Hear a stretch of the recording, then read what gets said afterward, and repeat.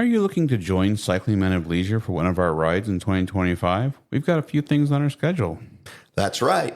We'll be attending Big Brag and also the Bourbon Country Burn. Big Brag is in Georgia and Bourbon Country Burns in Kentucky. Both places are going to be absolutely beautiful. We're going to have teams for both of those events. If you're looking to join us on our team, just send us a message. We'll tell you what to do. So come on out. It's going to be a good time. Absolutely.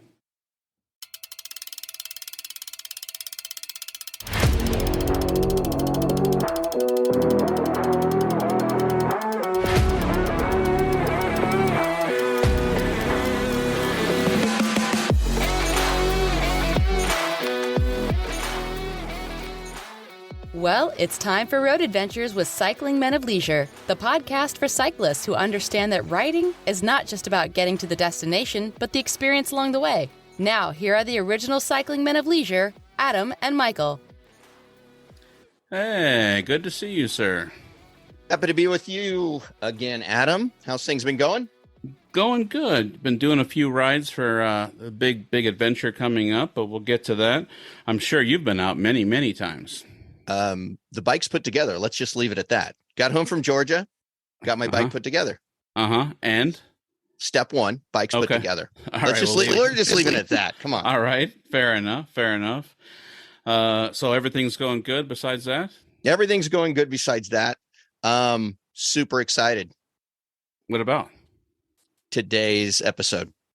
Yeah, me too. I've been looking forward to this all week. We've got some really cool stuff. We've got two guests on the line, which is going to be super cool.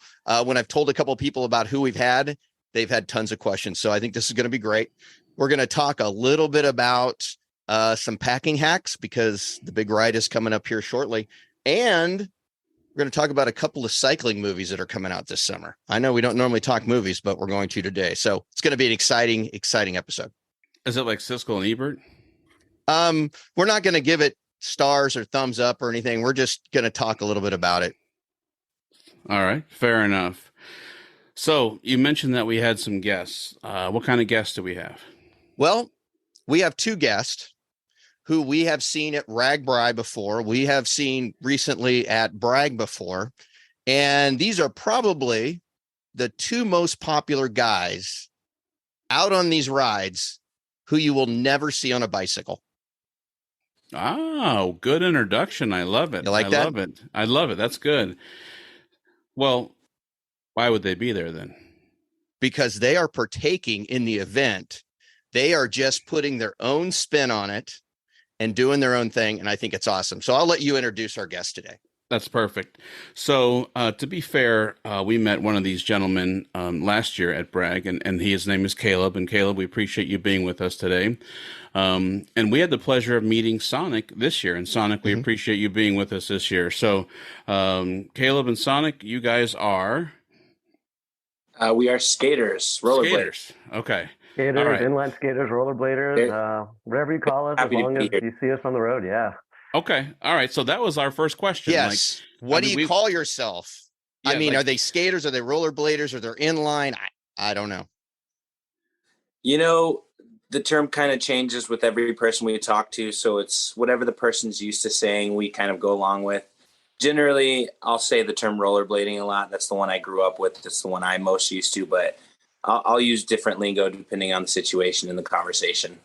Cool. How about you, Sonic? I personally prefer the term inline skating just because it's a bit more precise. It's a bit more internationalizable. It's not attached to any particular brand or anything, but depending on which discipline of skating you're looking into, they have certain terms that they prefer more than others, and depending on the country too. But in the popular culture, rollerblading seems to be it. Within more tighter circles, inline skating seems to be more the term, but we'll respond to anything. We're happy to have some attention. Cool. And I think the reason why we wanted you to have on this show, which is, Road Adventures of Cycling Men of Leisure and our crazy shenanigans, is the difference. But you guys, it's one thing to go to my local park and see someone with their family rollerblading or inline skating, but You guys are doing it across an entire state, which is just freaking awesome where I come from. So the first time in 2016 I was asked to ride across the state, I thought the guy asked me was completely insane. But watching when I first met Caleb, you actually had a group of individuals. You weren't alone. There were multiple. There were like six of you. Is that correct? And last year at Bragg? RAGBRAI? I met you last year at Bragg.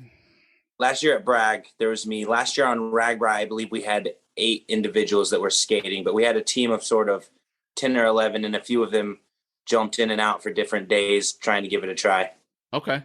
And Sonic, were you there as well? Yeah, I was there at the RAGBRAI last year. This was my first Bragg. Okay.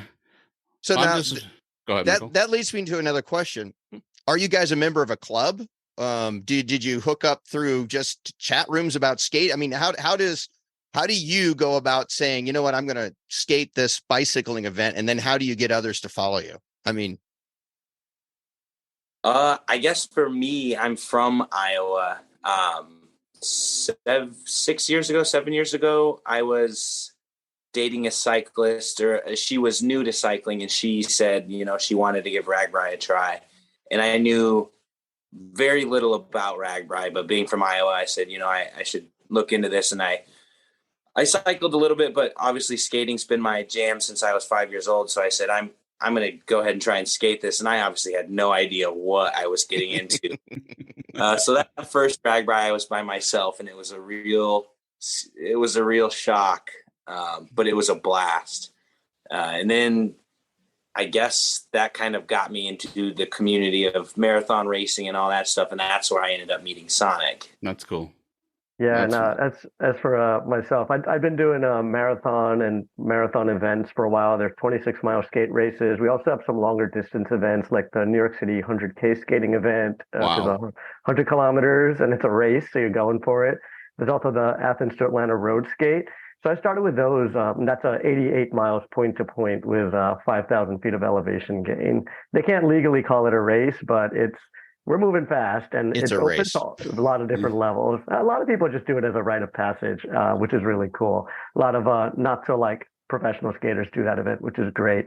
So someone had told me about this event, RAGBRAI, many years ago, and I was like, oh, had it in the back of my mind. And all of a sudden, one year, I read this article on this skating magazine, online skating magazine, Big Wheel Blading, and it was written by Caleb and his experience of his first RAGBRAI. And it was a wild ride. I'm like, who is this Caleb guy?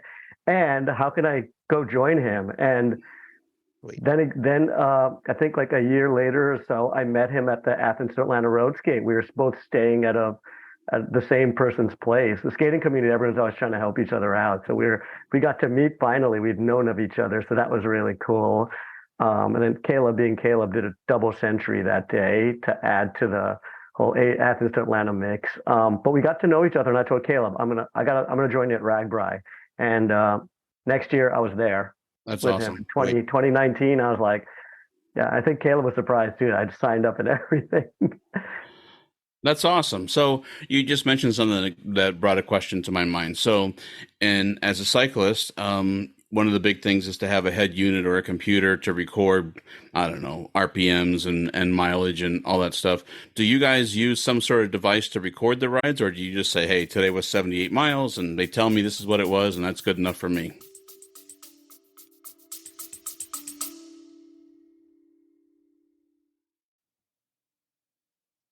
On behalf of Adam and Michael, we both want to say thank you for your support.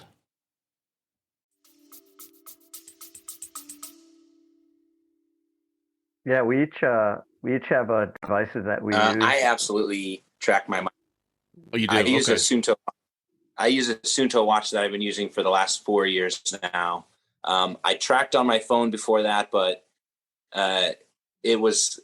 it kept failing me, and I'd lose out on miles. And I'm sure it's the same in the cycling world. When you do a ride and you get all those miles, and you want to be able to show people the map and show people the stats. And absolutely. So I find Suunto watch and have been tracking all my skates with that for the last 4 years.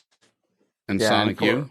Yeah, so like a lot of people, I started by using a phone app And this was a long time ago. I think in like like around 2008 or nine, I started with like the smartphones using those. And of course, your batteries wouldn't last very long.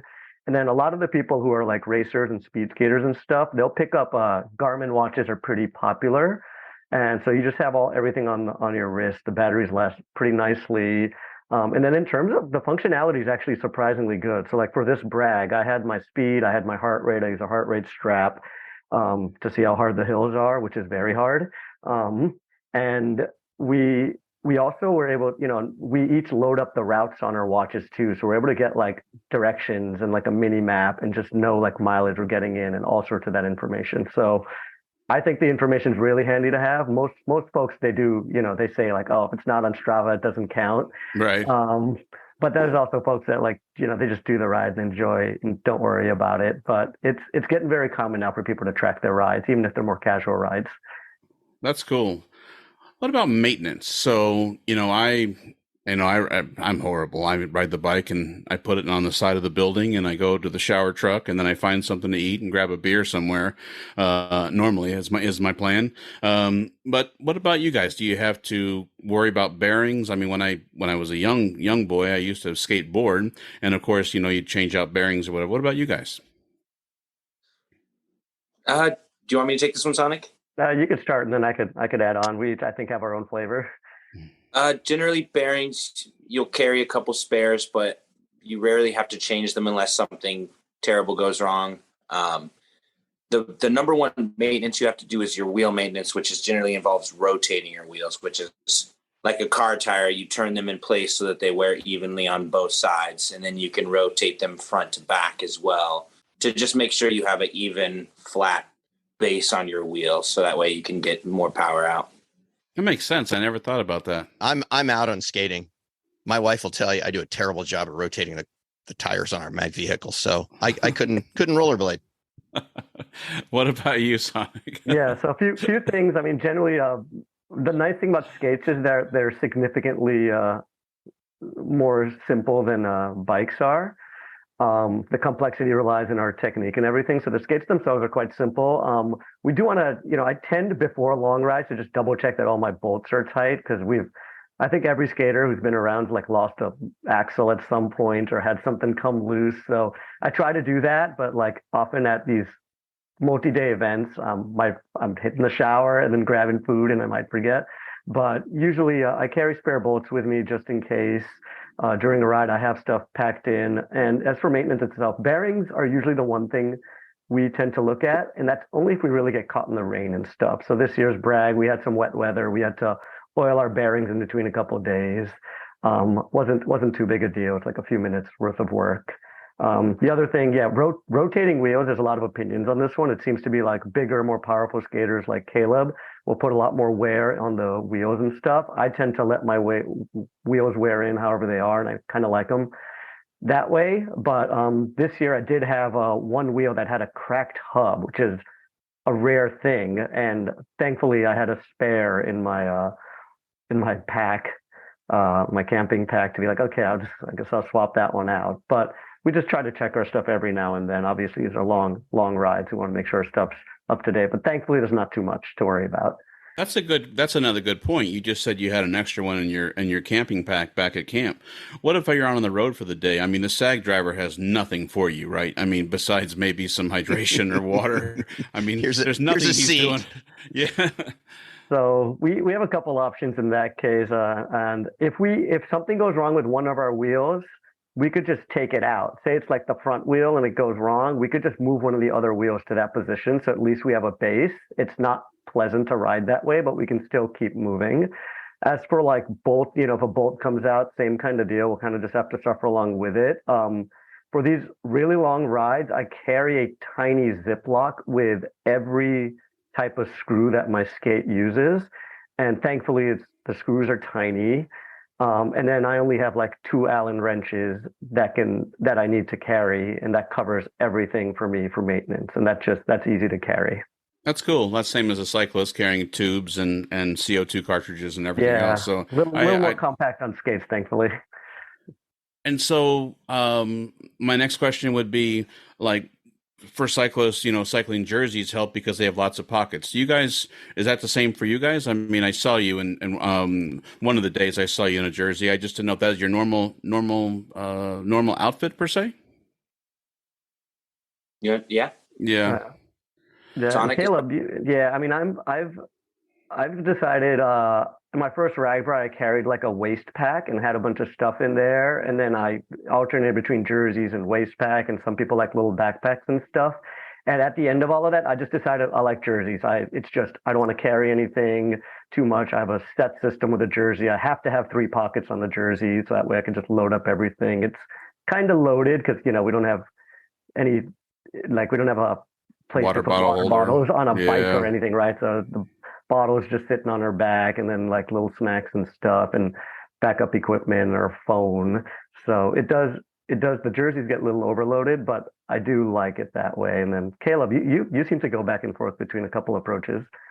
Yeah, I go back and forth. I enjoy the jerseys. I'm trying to still build out my collection of nice jerseys. I really only have a few that I like enough that I can wear on a ride like Brag or RAGBRAI. But I did grow up, or I started using the waist packs more often in the beginning, and I'm still kind of used to those because I can just organize everything in all the compartments and then carry 1 or 2 water bottles, and it works great for me. A lot of skaters, the way they stride affects the way they like to carry the stuff that they're carrying. For me, I'm so used to the low sitting backpack or the waist pack that's just what I tend to lean on more often.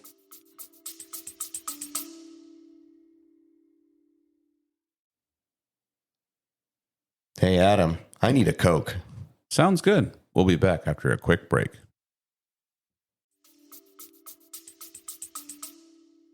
And one example, one of our friends who did RAGBRAI 2 years ago, he's coming out again this year. Daniel, he got like this waist pack, but he carried it over his like a shoulder sling, and he just did that the whole week, and he just loved it. He's kind of a gearhead or gadget head, so he just liked to have a whole bunch of things handy. Like, I don't know why, but he had like a second phone on him, and he had like his like Insta360 camera, and he had like a few other things, but he liked it that way and was more comfortable just having everything accessible in that manner. So some people like to suffer by carrying more stuff, and other people like to suffer by having less stuff and like running out of water. Like that's happened to me a couple of times. So I don't know. You got to choose which way you're suffering. Well, maybe he was concerned about service, so maybe he's like, "I'll carry an AT&T phone, I'll carry a Verizon, I'll get a T-Mobile." So, Coming from the guy who carries 2 phones. hey, one's for work, one's for work. How much work don't you have getting it done on in me. Iowa? Exactly. Just to be fair, it's only when we get in camp going, "Come on, give me service, give me service." So my question also is, RAGBRAI's coming up in a couple weeks here. How many of you guys are going to be out there? You have any idea? 5 of us are currently. Okay. We're at 5 right now. Or That's no, awesome. actually, Oh, do we have 6? no. 6 of us, and there will be 7 of us for one of the days. Oh, nice. Cool. So Awesome. last year was pretty big when we got the 9 skaters out there, and it, coming from my first RAGBRAI with just me by myself, 9 felt like a huge party. So I'm thankful every year for any skaters to join. That's cool.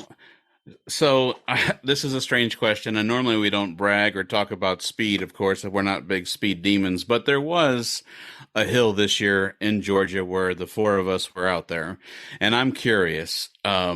I got scolded by my wife because she follows me on Strava and saw that I did 52.4 miles an hour and said, "What were you doing?" And I said, I had a helmet on. I mean, no big deal. I'm curious, what kind of speed did you guys get at that 8% grade hill that we had that Yeah, day? that hill. So I hit 50 miles an hour on that. So not quite as fast as you, but Caleb was filming me and passed by me Wow.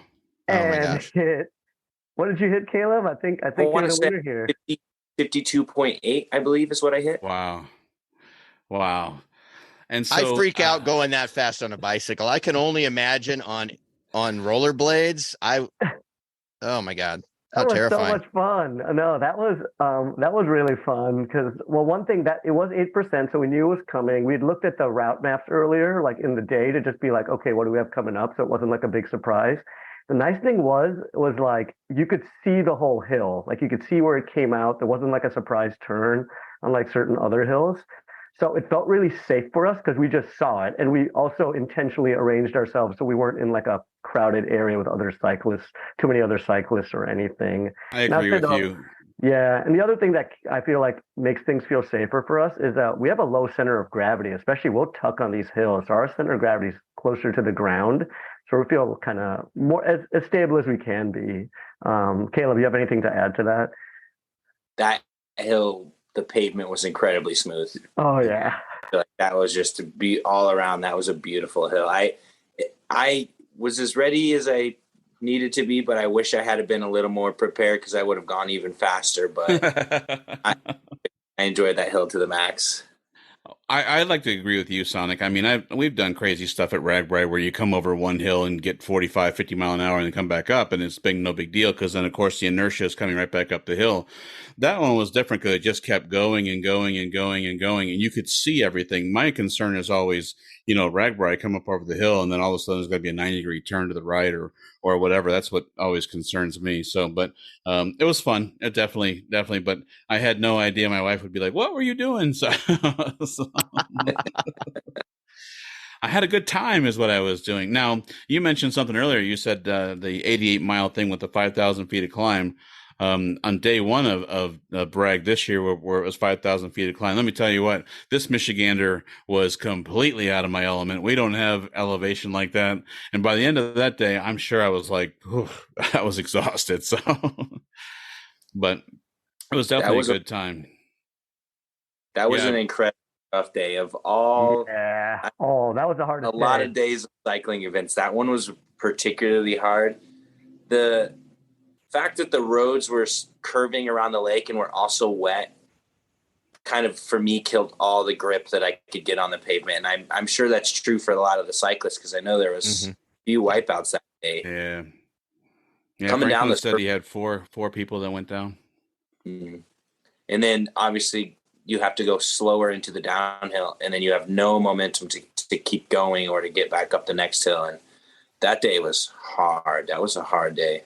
And the one piece of road that I distinctly remember was, I think it was fluorescent orange painted on the ground. It said sharp turn ahead, and it started to go downhill, and then you had to turn that really right really quick. I don't know how for a rollerblader or an inline skater, but for me it was like I'm holding the brakes on just to be able to make it around that corner, so didn't want to go off the end. So that was kind of weird for me. So absolutely. Yeah, I remember that turn specifically, actually. I'm glad it was painted because as soon as I saw that, I'm like, oh, if it's sharp for cyclists, it's probably sharp for us. So we have various methods to like slow down and control our speed, thankfully. We're not as effective as cycling brakes, but we do have some methods. So Caleb, you want to talk about like the T-stop? Yeah, for me, like the number one way I like to slow down is a T-stop, or like just generally dragging your foot behind you. When you turn your wheels sideways, obviously they're not going to roll and they're going to create friction on the ground. So a lot of those big hills, whereas normally I would sprint right down into the hill and get as much speed as I can, I was from the very top dragging my foot all the way down, which wears your wheels down a little bit faster, wears your knee down, your body down. And then obviously, like I said, it drains all your speed, which helps you safely get down the hill, but then it kills your momentum. So you're stuck expending way more energy. And, I think that day there was a trade-off with the views that we got. That was incredibly beautiful. Yeah, it was beautiful. Definitely. With the lakes and the hairpin turns. I don't have that by me either. I'm not sure about where both of you gentlemen live, but Michael, I don't think you have anything like that either. So. No, we got lots of flat plains out here. Well, speaking of that, that's brings up another question here real quick for both of you. Caleb, are you still in Iowa? I am. I'm in Des Moines, Iowa. I really love it here. Iowa, obviously, it's a great state for cycling. Kind of just folds right into being a great state for skating. I mean, we've got incredible bike trails, highways with shoulders, just the whole state kind of celebrates biking, and in a way I kind of get to sneak in there and enjoy the prospers of that community.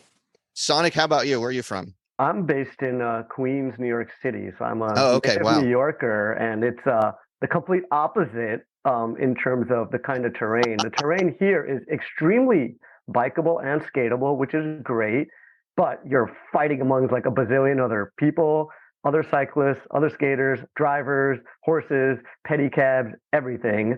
A lot of little motorized electric vehicles are here, so it's pretty nitty and gritty. But it's depending on it can be very frustrating, but it could also be very fun. But it's definitely a different kind of environment. We're not doing miles on miles without stopping. It's very stop and go and a lot of cutting and turning and stuff. So both of you guys are in places where in the wintertime it's cold. How do you guys train during the winter, or do you just put it up and say, I'll see you skates next spring, or how do you do that? Sonic, you want to go first? I guess I could. I mean, I used to skate commute everywhere before the pandemic. Now I just don't have places to go. But the nice thing about New York is that even when it snows, it doesn't much anymore these days, but even when it snows, it gets cleared up right away. The roads are actually dried up pretty quickly. So the pavement's fine. It's just cold out, but you're going to be cold no matter what. You're going to be cold waiting for the train on the platform, or you could at least move your body. And the nice thing about skating is your upper body's putting in a lot of work. So you actually build up a lot of heat while you're moving. So as long as your skin's covered, it's not so bad. We might switch to like softer wheels or like something like that, but it's very skatable in the winter for a lot of the year. And then the other thing I did this past year was I found an indoor skate park that was close to my house, and I just skated there. It was a different form of skating. I wasn't really doing any kind of distance, but it definitely helped keep me in shape. That and I do like to go skiing as well. So cool. When it's winter, just take advantage of that. Caleb? Here in Iowa, I mean, it's kind of the same thing. It gets really cold. If the pavement is dry or if the pavement has no snow on it, I've got a great system of clothing items that I'll put on. I've been building up gear for years, training in the winter. So I'll skate. I've gone as low as negative 12 degrees, I think. So it's really just about layering to keep that wind off you, keep that cold air off you, because you generate so much body heat that I'll go out in a 0 degree skate, and by the time I get back home, I'm taking off sweaty layers, just, absolutely hotter than heck when I come in my apartment. And it's nice. I mean, we don't get snow here in Iowa until generally about January. So, the first part of winter we can enjoy. And then the second part, we like to go to me and my fiance like to go to the roller rink all winter long. We go to the adult nights, we go to the regular open sessions, and we'll skate in circles and dance and get a great workout in.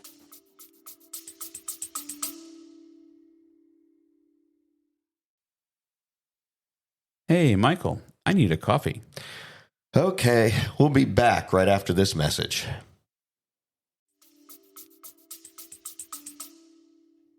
That's cool. Well, we were here when Michael and I were doing some prep for the show and talking. We were wondering, I wonder if they go out in the winter and ice skate. So I don't mean that offensive by any means, but do you guys ice skate or?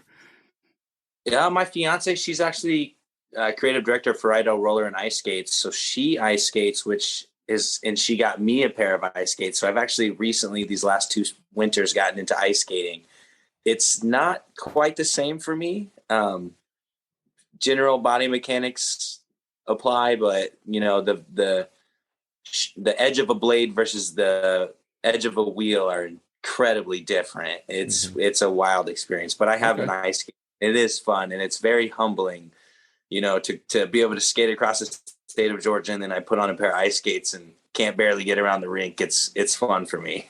That's cool. That's funny. Yeah, for myself, I don't ice skate. For me, skating's kind of about freedom and to be in a rink, especially in New York. Our rinks are crowded and packed, and they're always telling you, don't do that, don't turn around, don't take pictures, don't skate so fast, don't get so close to someone, don't jump, and remember, don't have fun. So we just if you could skate outside of the rink, let's skate outside of the rink. That makes sense. That does make sense. I that's what's for cycling. I mean, for us, it's just the freedom of me and my bike, and RAGBRAI coming up. We're tickled, and we've got all kinds of stuff going on, getting ready for it. It's just just you and the bike and only about 1 billion of your friends. I don't know how many friends we're going to have this year, but I think we're going to have lots of friends this year. Probably close to 1 billion this year. Yeah, it's going to be a lot. I mean, depending on what number you hear, I've heard the 100,000. I've heard, I saw a news article for Sioux City that said they expect 25,000 people to be camping the first night. I don't know how that compares to other nights. I mean, that's a good question. Are you guys with a charter, or do you just like independent, or? I started out actually with a group of friends that were cyclists and musicians, and tagged along with them. And every year it's kind of been a little bit different adventure. The last few years we managed to find friends that would drive a vehicle for us. And then this year we've got a cyclist friend from Cedar Rapids that's renting an RV, and he's going to allow several of our members to throw their gear onto the RV, which is kind of nice. Nice. First class for the 50th anniversary. I love it. I don't know if it's first class. I mean, we're still tenting it. The RV's already full of the cyclist friends and everything. So it's like we just need a way to get our gear across. So second class. That's about it. Yeah, second class. As long as we don't have to carry our gear and deal with the main baggage truck, and hopefully we'll have some nice camping spots. But it's going to be a surprise every night. That's what it'll be, and that's okay. We're ready for that. I think this year we should all be ready for everything. I mean, oh yeah. I like Michael and I and our other friend Joe, who we're all going together. We've even said every Casey's we're going to go by, we're going to grab something, even if it's small, just throw it in the back of your jersey.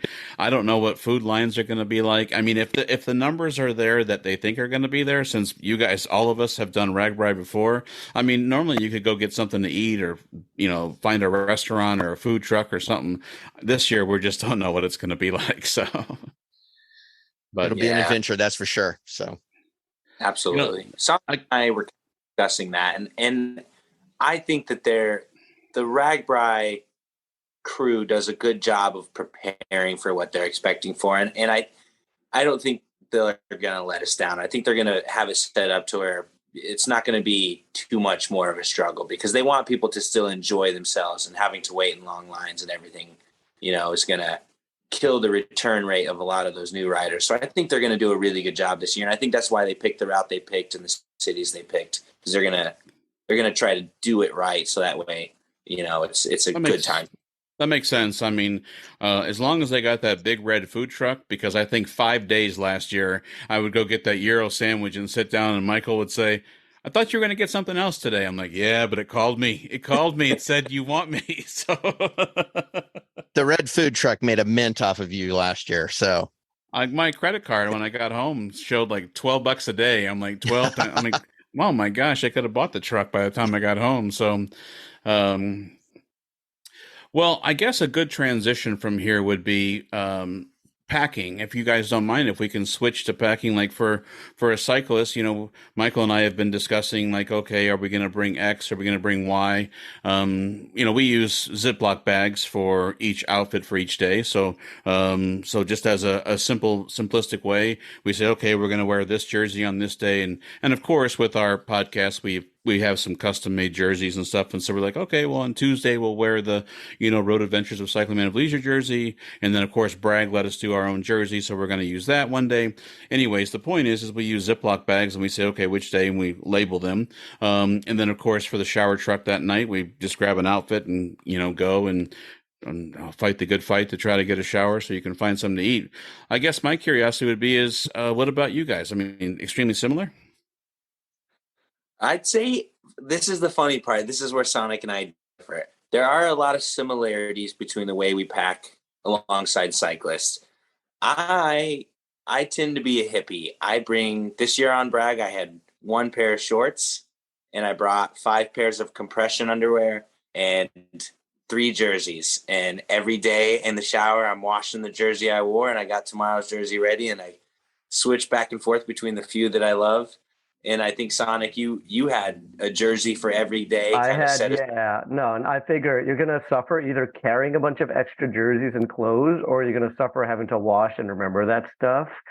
So I think each method is valid, but I just didn't want to have separate clothes set up for every day. I'm not as organized as having Ziplocs for everything, but I was proud of myself. I had a stuff sack that had all my clothes in for riding.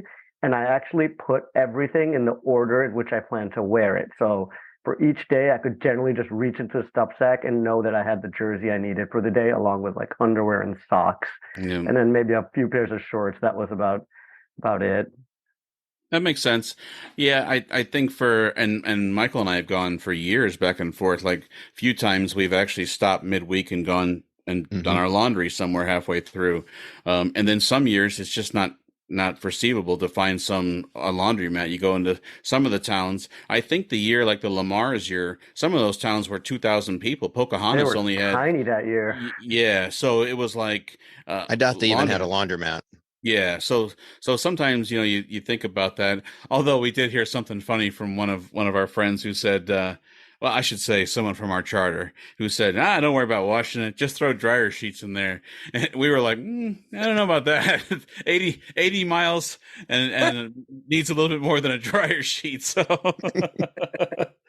um, what about if you don't mind if I ask, what about nutrition, food? Do you just wing it like you said? Caleb, you said you're kind of a hippie and just roll with it. Do you just go with what you find out there, or are there certain things that you guys like to have?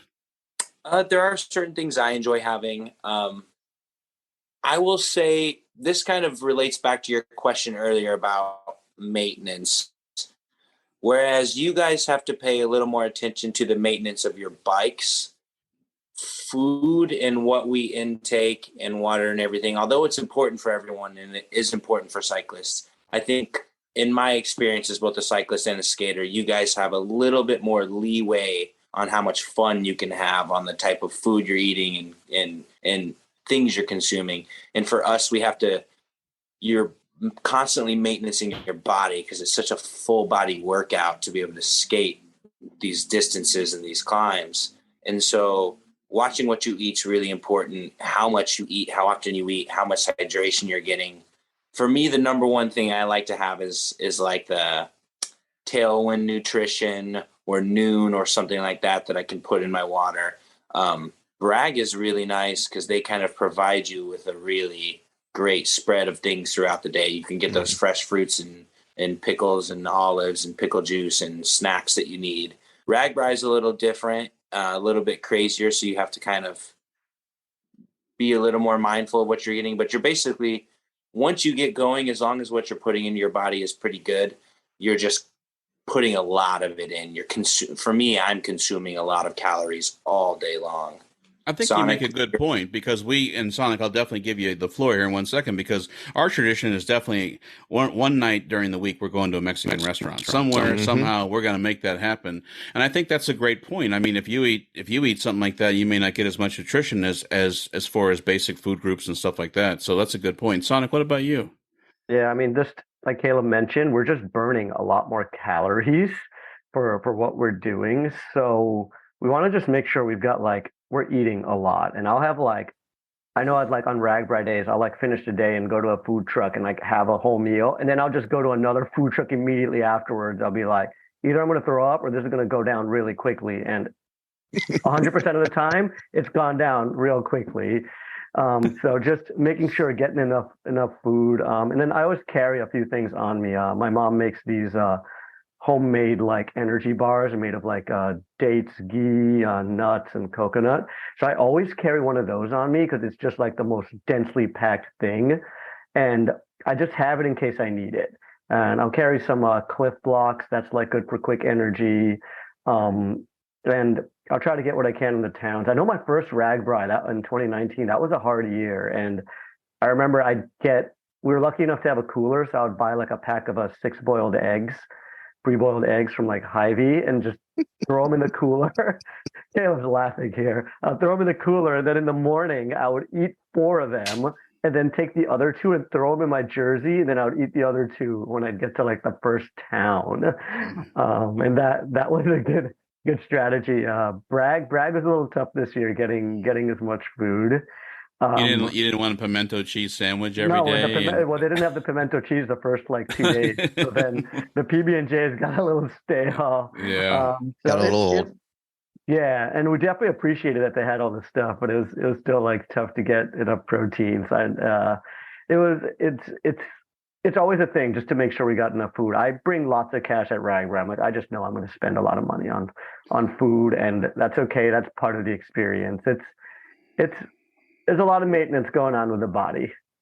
And I just want to make one statement because we do consider Franklin a friend of the show. And to be fair, if anyone's never done Bragg, bicycle ride across Georgia, they have multiple stops during the day with lots and lots of food.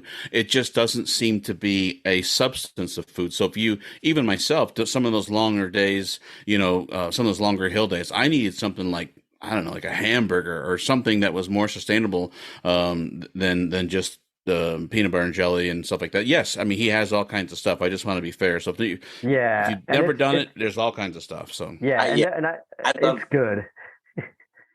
I'd love to give a shout out to Franklin and Bragg. Of all the cycling events that I do or skating events, I absolutely love Bragg. I love the support vehicles, all the people that work them. The food choice I think is great. I love it.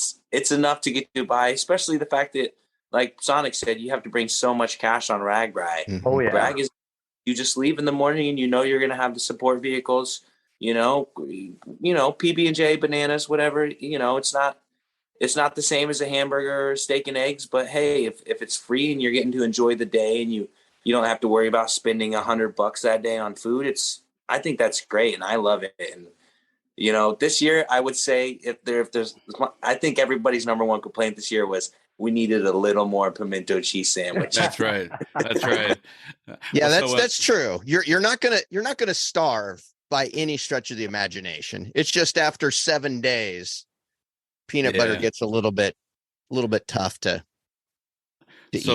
I'm not sure about your travel plans for Georgia, but Michael and I flew in the day before, put the bikes together in a hotel, and we went out to one of the local restaurants in Augusta.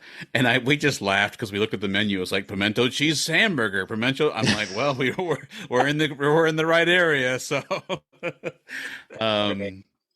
no, I gotta say, you're absolutely right, and Georgia is more intimate, where it's the same, 1,100 people, and you get to see the same people at camp, including, every time I heard a motorcycle going around me, you knew is EMS John and all of those people who are just absolutely wonderful. That's why we absolutely love that ride.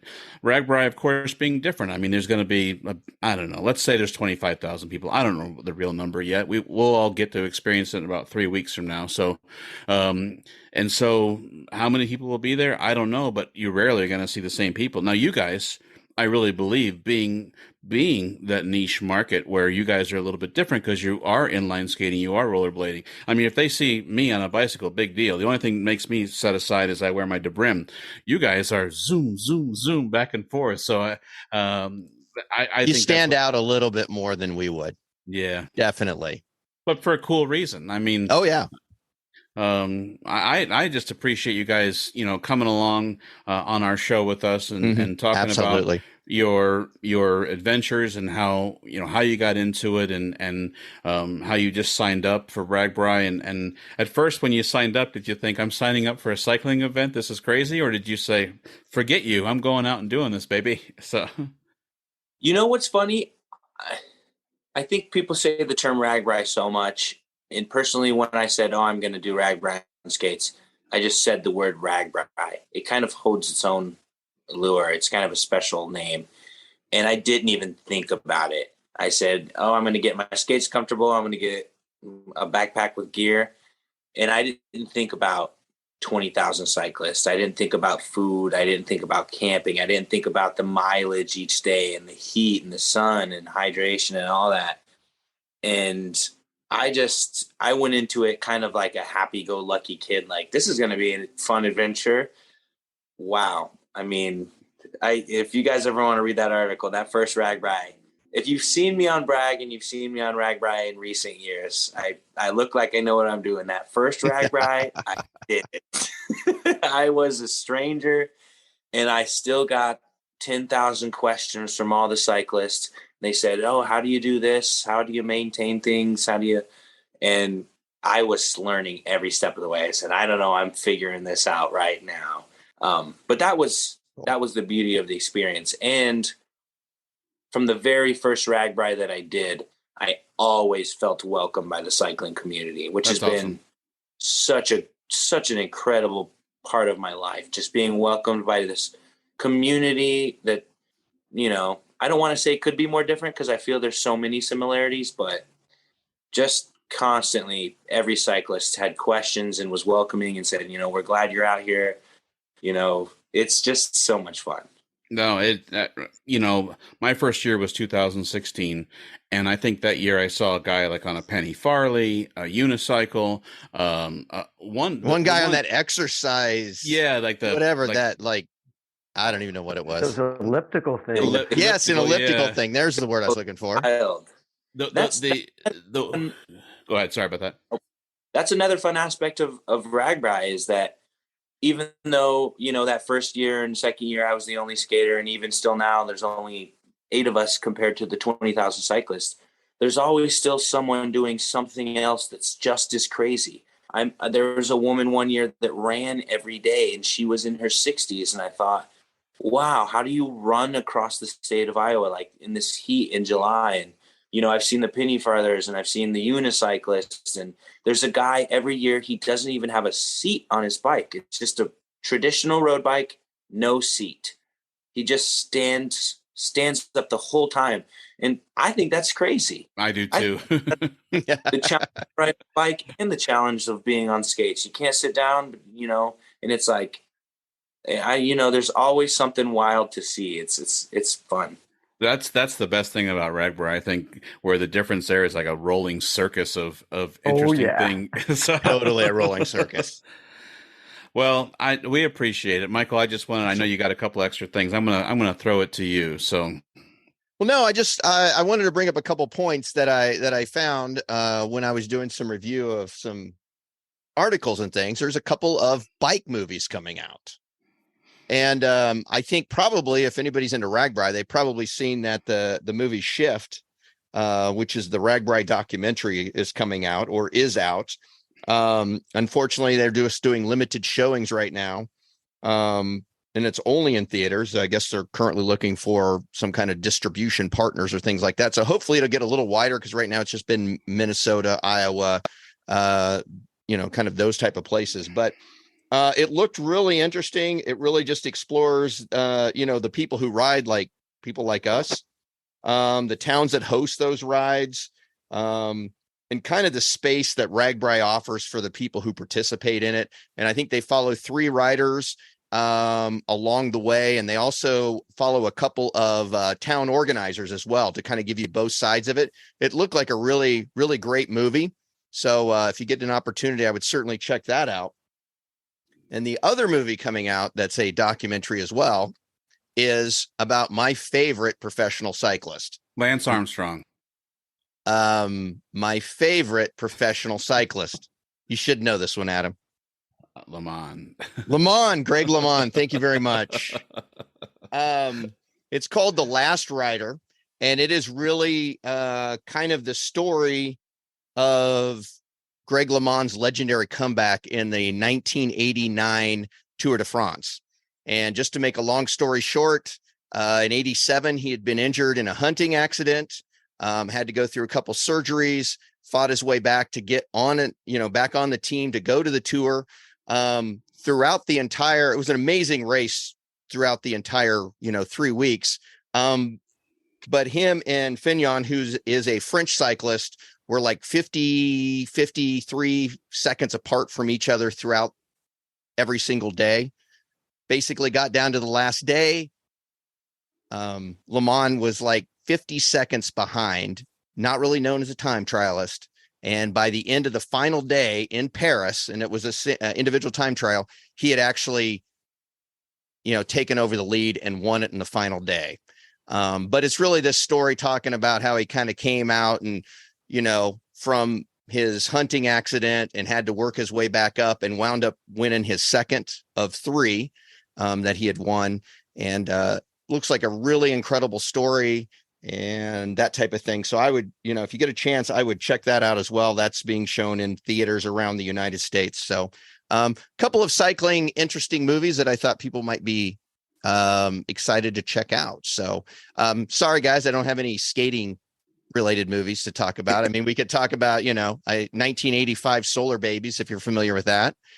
post-apocalyptic kids on skates, or rollerball. Those are about the only two that I know from like 1975, remade in 2010 or something, but that's it. I think that time frame there was maybe Prayer of the Roller Boys. Do you remember that one? Now, I don't remember that one.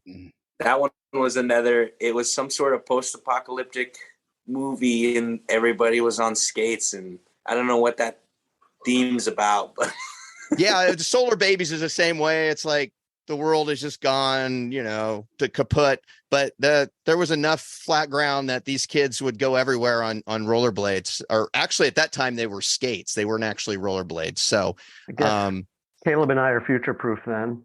There you go. Yeah. You guys have it under control. So yeah, we're prepping for the future. Awesome. So yeah, I just wanted to talk briefly about those two movies. And guys, we certainly appreciate you taking the time. What else do you got, Adam?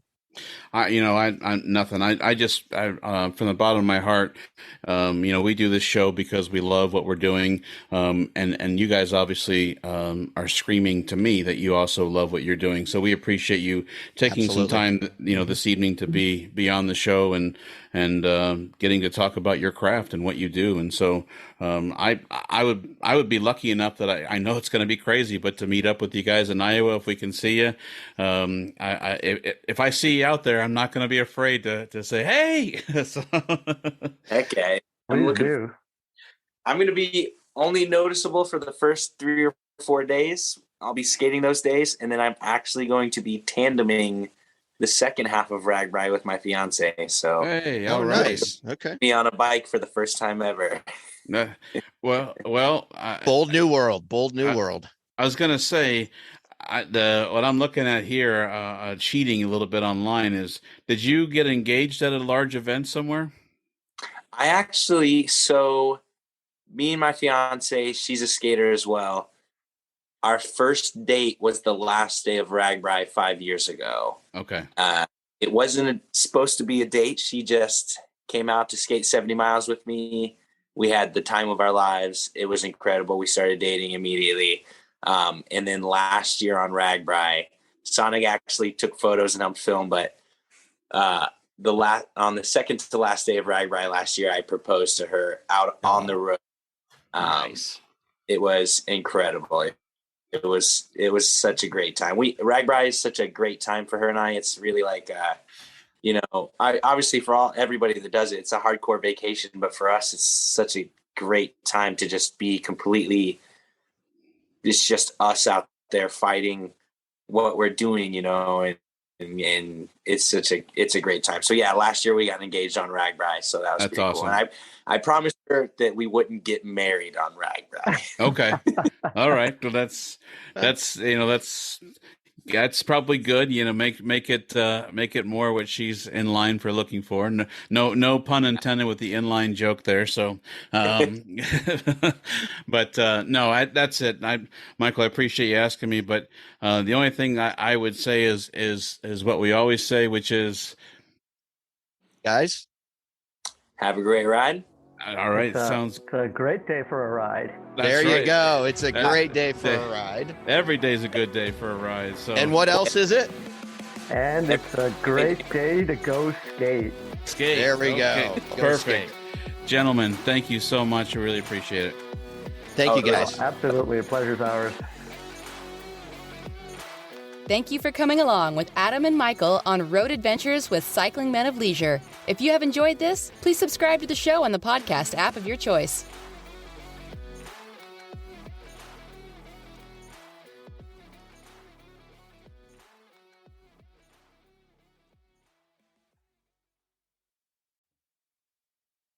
Hey, we just wanted to remind you that we've got some really cool products at our jersey and our swag store.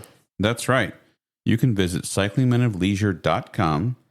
At the top of the page, you'll find our stores page. Click there. There's 2 QR codes. The one on the left has a J on it. That's the store for the jerseys. The one on the right is just a swag store. Has all kinds of different items. Kind of customizable. You can kind of make the swag the way you want it. If the QR codes are giving you an issue, don't worry. Underneath, there's 2 buttons that you can click on. Thank you, and have a great day.